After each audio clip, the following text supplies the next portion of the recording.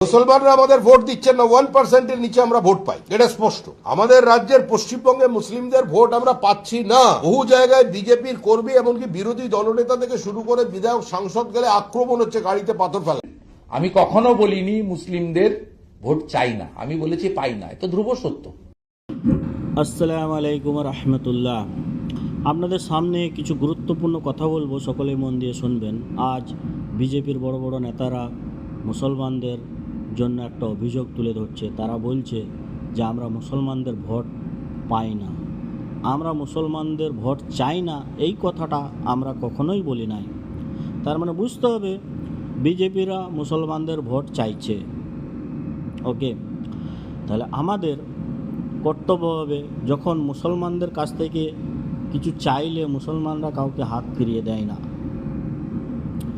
তো সেটা আমাদেরকে মুসলমানদেরকে দেখাতে হবে। আচ্ছা, মুসলমানরা তো বলবে আমরা বিজেপিকে কেন ভোট দেবো, বিজেপি আসলে আমাদেরকে মাছ মাংস খেতে দেবে না, মুসলমানদেরকে সব শেষ করে দেবে, মুসলমানদের জন্য ডিটেনশন ক্যাম্প তৈরি করবে, মুসলমানদেরকে বাংলাদেশে পাঠিয়ে দেবে, মুসলমানদেরকে পাকিস্তানে পাঠিয়ে দেবে। দেখুন, এই সমস্ত কথাবার্তাগুলো মমতা দিদি আপনারা সোশ্যাল মিডিয়াতে হার টাইমে ভাষণ দিচ্ছে।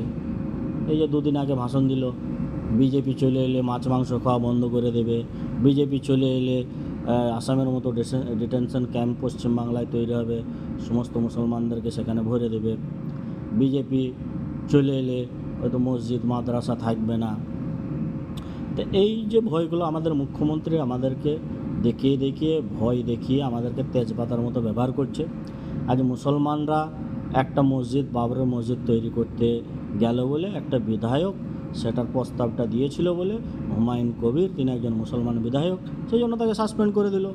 6 তারিখে শিলান্যাস, 4 তারিখে রাজনৈতিকভাবে ডেকে নিয়ে এসে তাকে অপমান করে মানে তাকে সাসপেন্ড করে দিল, মানে তার মাইন্ডটাকে খারাপ করে দেওয়া, যাতে আর 6 তারিখে শিলান্যাসটা না করতে পারে, সে লজ্জায় ঘরে বসে থাকুক। তো এই যে কাজটা করলো, তো এটা কি মমতা দিদি ঠিক করলো? মমতা দিদি জগন্নাথ মন্দির তৈরি করলো দীঘাতে, জগন্নাথ মন্দিরই ছিল উড়িষ্যাতে, উড়িষ্যার মন্দির দীঘাতে নিয়ে এলো। হুমায়ুন কবির বাবরের মসজিদ ছিল ইউপিতে, উত্তরপ্রদেশের বাবরের মসজিদ, সেটাকে নিয়ে এলো পশ্চিমবাংলার মুর্শিদাবাদে।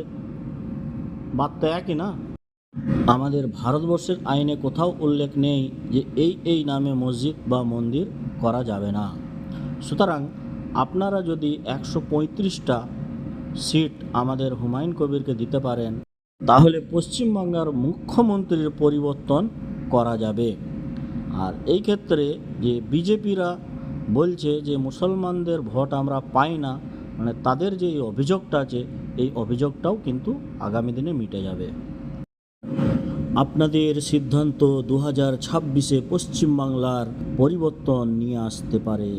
মমতা ব্যানার্জির হয়ে যারা প্রচার করেন যে ইনি একমাত্র সংখ্যালঘু মুসলিমদের রক্ষক, ছাতা,